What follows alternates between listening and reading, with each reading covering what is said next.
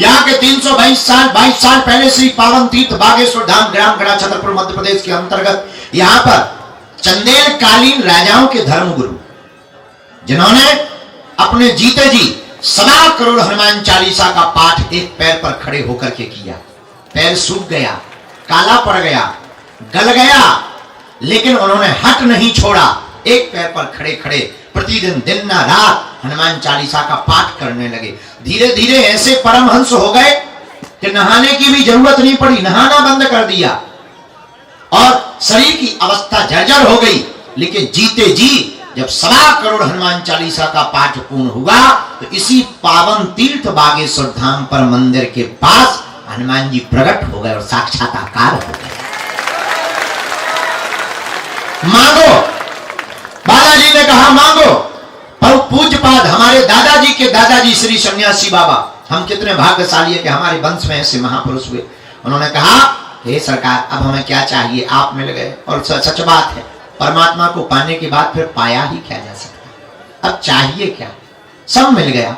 लेकिन फिर भी कहा हनुमान जी ने नहीं कुछ मांगो। ठीक है बालाजी, आपको देना ही है तो जन कल्याण का आशीर्वाद दो। तब हनुमान जी बोले अब हम यहां से जाने वाले नहीं।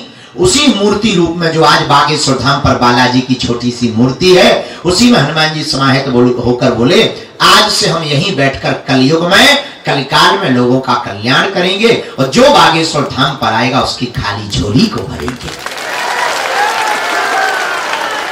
और इतना ही नहीं, सन्यासी बाबा से कह दिया जाओ, तुम्हारे जीते जी तो दरबार लगेगा ही, तुम्हारी आने वाली सभी पीढ़ियां एक ना एक यहां पर सेवा करेगा और जो सेवा करेगा और जिन जिन की अर्जी यहां लगेगी उसी का बेड़ा पार हो जाएगा।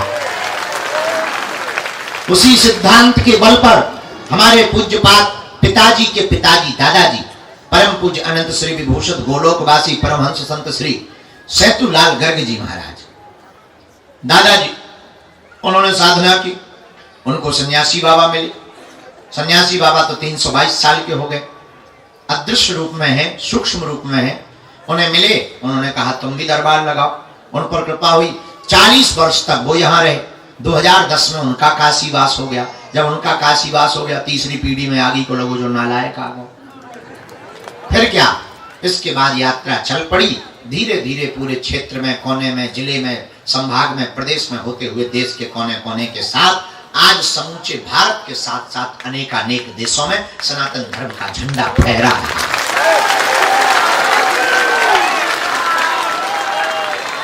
ऐसी छोटे से गांव से चली हुई यात्रा आज पूरे भारतवर्ष के साथ साथ पूरे विश्व में पहुंची है। ऐसी पावन शक्ति, सिद्ध शक्ति, अष्ट सिद्धियों का क्षेत्र श्री पावन तीर्थ बागेश्वर धाम हनुमान जी का दरबार है, जहां तुम लोग भाग्य से बैठे हुए हो।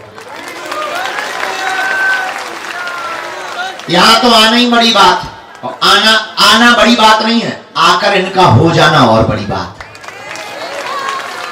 रुको, आकर हो जाना बड़ी बात नहीं है, फिर इनको पाना और बड़ी बात है।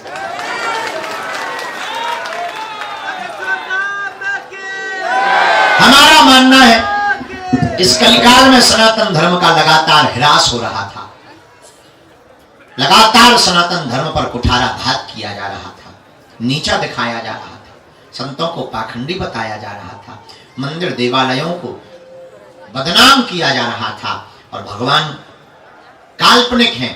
जब ऐसे समय पर ऐसा बताया जा रहा था, तभी बागेश्वर धाम के दरबार ने पूरे विश्व में पताका फहरा करके बताया नहीं, ये होती है हनुमान जी की शक्ति का प्रताप। बड़े बड़े तार्किक, बड़े बड़े विद्वान, बड़े बड़े साइंटिस्ट, बड़े बड़े कैमरा पोल खोलने के लिए आए और हनुमान जी की शक्ति के सामने ठटरी के बरों की खुद की पोल खुल गई और यहां से छूटा के भागते नजर आए। ऐसी हनुमान जी के चरणों का प्रताप। लेकिन ये हमारा बल नहीं, किसका बल है? रामदूत अतुलित बल धामा, अंजनी पुत्र पवन सुत नामा।